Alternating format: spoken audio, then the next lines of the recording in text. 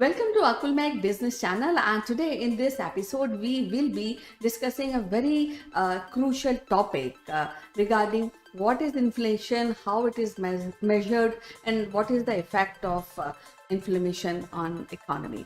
To discuss this, we have our guest, Mr. Srivastava, who is a very prominent leader, industry leader, and he's closely associated with the media. So let's welcome him.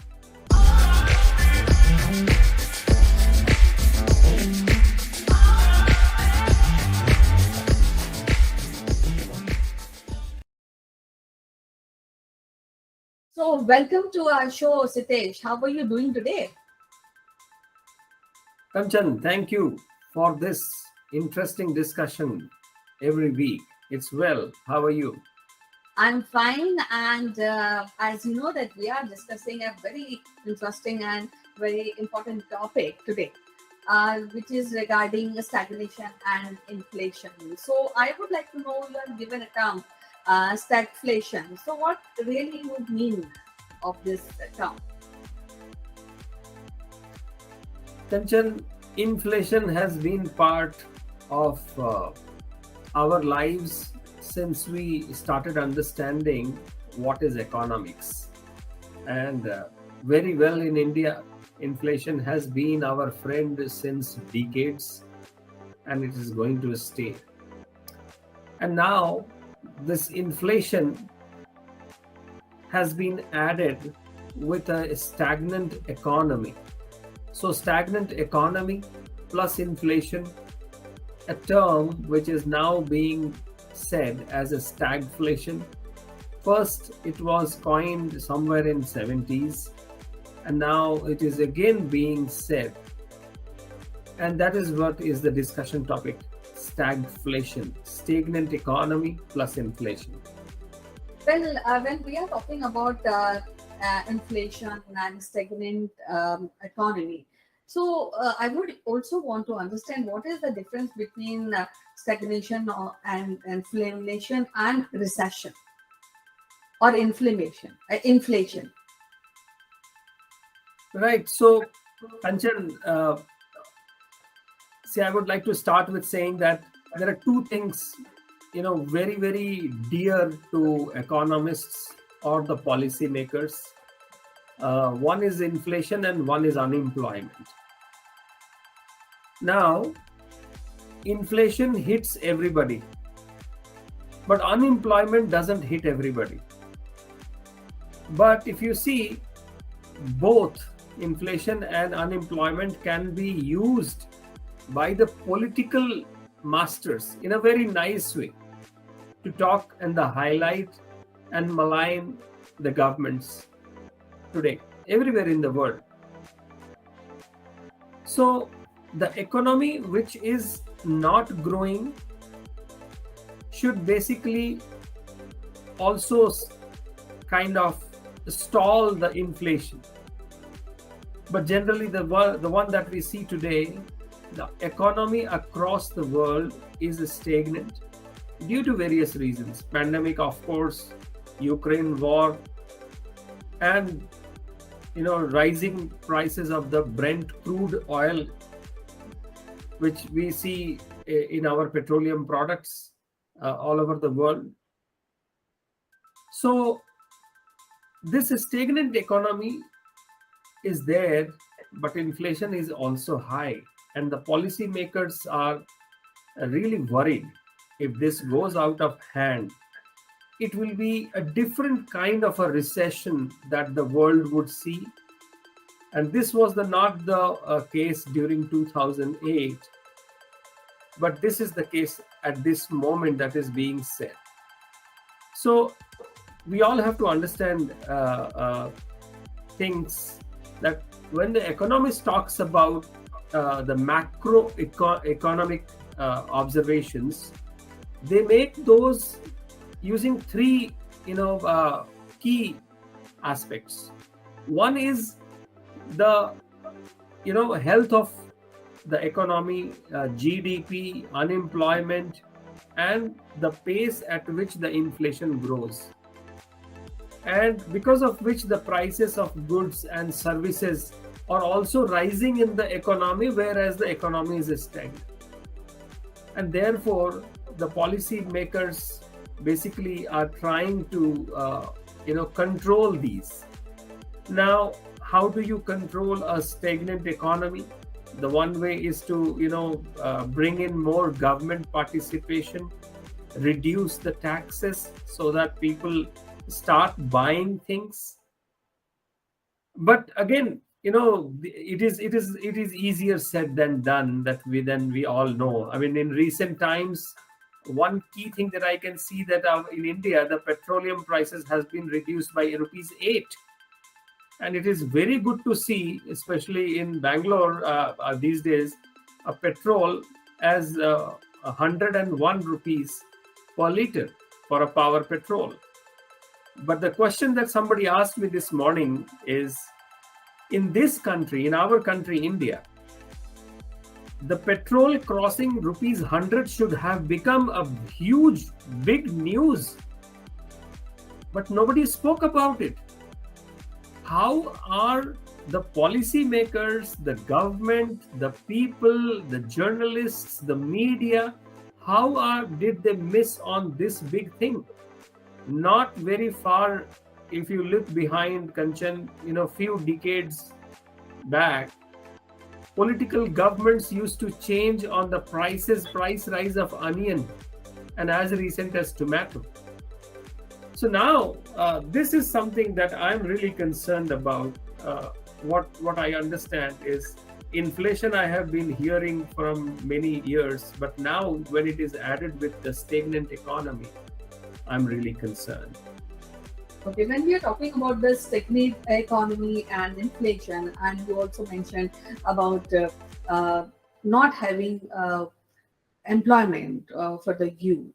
Now, what are the measures can be taken by the government, and what is the participation of communities can really help in doing or recovering in this kind of state in the economy? So, Kanchan, there is no one answer to this, basically. And when you talk about community, I would think it about industry. So the industry has to lobby to the government to understand how much support they get from the government in this current economy. Especially when we see the Ukraine war is still ongoing. It has been 15 or 120 days now that the war is raging still. It has virtually put such a big strain all over the world, not just in that region. And other thing is still the pandemic, which is raging, when we don't know which way it will turn around. People have just started going to offices. The malls are opening. People are spending money. But at the same time, there is a high inflation and there is a recession, which is somewhere around the corner. And some people will say it will blow up if we really don't control. Now, who has the responsibility? I think the industry, favorable industries, like in India, we are seeing a lot of movement in the EV, electric vehicles, because of this petroleum product prices. On the other hand, we see that the unemployment, which is at a healthy level, I understand. I mean, it's not an alarming level. But the mood of the nation is that it is a startup nation. A lot of new startup companies all across Hyderabad, Bangalore, Chennai, Mumbai, and the number of unicorns that India is coming up. These will add to the services and it will add to the employment, and therefore unemployment per se should not become a political issue in the near terms. That's what I understand.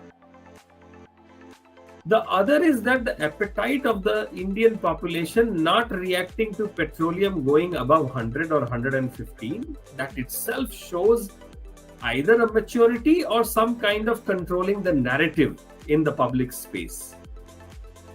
Nobody talks in terms of the gas prices going up or the price rise as a election manifesto. It's generally not seen.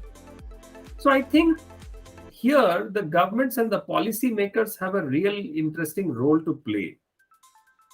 And last week, as we were talking, India has got a major victory in the World Trade Organization talks as well. So I hope, the economists, the policymakers in India and in the rest of the world would be able to handle this situation and not let it go out as they couldn't do anything in 2008 or what happened in 1970s when the crude prices were quadrupled, and so economy got stalled. At the same time, prices were rising. So it was used, in the British Parliament at that time in 1970s. But recently, when Federal Reserve Chairman has spoken about it again, and the former Federal Reserve Chairman Ben Bernanke spoke about it, it means he can basically observe from his experiences that could lead to a financial trouble for the world markets again. Well, lastly, I would like to ask you that keeping all these scenario in front of us, what do you really feel about India maybe with next 5 years? Because the government of the day is introducing employment policies, and they are working to provide openings maybe in near future. And they are also, because you may recall that there was a steep rise in petrol a few weeks back, but now it is being stable, and though it is high, but still people are complaining, because I guess that they have realized that government is really working towards it. So your last thoughts? So I think that we have to basically look through and look at the economy that is coming out from the various sides, not just from India's angle or our approach to the world. Because our approach from India, what India has been suggesting, it has to be looked at from the other side of the world as well. Okay? Because of course every country wants to have the policies which is good for them, but it has to be good for not just their region, but also from the larger financial world basically. So but what we are seeing is that it is actually inflationary shocks that we are seeing. I mean, last 5, 6, 7, 8 years, the kind of prices that are now there in our lives, who would have expected just 2 years before around the pandemic started, the petroleum price in India was somewhere around 85 rupees. Within 2 years, we have been touched 120. It's now 101 kind of prices. I mean, if you see, the LPG prices are somewhere around 75 or 80 rupees. So the one is that the people are not making those statements from an inflation perspective. So I think the economists need to make a lot of noise, and a lot of interesting noise, so that it comes back into focus. Not just because there is a lot of money which is being printed and it is there in the economy. That doesn't say that the like we say in Hindi, महंगाई खत्म हो गई है. So therefore it is important for the people to be sensitized about this situation. Though we have a lot of startup companies, unicorns, money, attrition, lots of money is flowing around, but that could dry up pretty soon. And therefore, we have to be really careful. We have to be know where to put our money. And let's live. Sometimes let us try to live the life of austerity, Kanchan. Well, you have raised a very interesting and serious point that people should also understand, and they should have the understanding of how to really understand the inflation, the economy, where it is going, and how it will affect country. And I think that is also part of your study, is a part of your nationalism, and one should really look forward to be rise in this segment also. So it was quite interesting, Sitesh, talk to you regarding all this burning issue. We'll be meeting again. Any point you want to add before we close this show? Kanchan, we have spoken about Ukraine, we have spoken about the petroleum prices, but if you see, the prices of commodities have also gone very, very high. The food grains, the edible oils, fertilizers, all of them are surging sharp, and it is almost at a conflicting levels. And earlier, what used to be the, inflation was related to the demand. So demand and then the inflation. But now there is a lot of credit in the market. In my pocket, your pocket, we have, you can only count number of credit cards that we have. The money is available. So we buy. Even if the demand is there or not there, we can buy things. So now it is more about, supply factors. It is very hard to figure out and manage things. So while we have a lot of credit, everybody has a lot of credit in their hands, it gives a sense that inflation can be tamed, but credit can dry up. And the stagnant economy will suddenly show up the bad face of itself. Let's be prepared. Let's live with our means. Like we used to say, simple living and high thinking. Well, it was quite interesting to discuss this burning subject, and I hope that people's participation should also be increased. Now, people are really aware than from the past. They are learning from their past, and they understand. I think there are more participation is required, and government is. Should also come out and maybe with open arms invite these people and get guidance and support. So it was such interesting to talk to you today, Sitesh. I'll be meeting again next Saturday and look and discuss some more interesting subject. Till then, bye bye and take care. Thank you.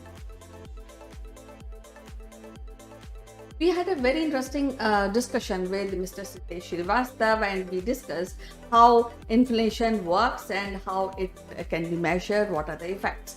So I hope you like this discussion. We look forward for your comments, for your, in case if you have a question, please ask us. We will be ready to and happy to reply. So we'll be meeting again with the next guest in the next episode. Till then, you take care. Bye-bye.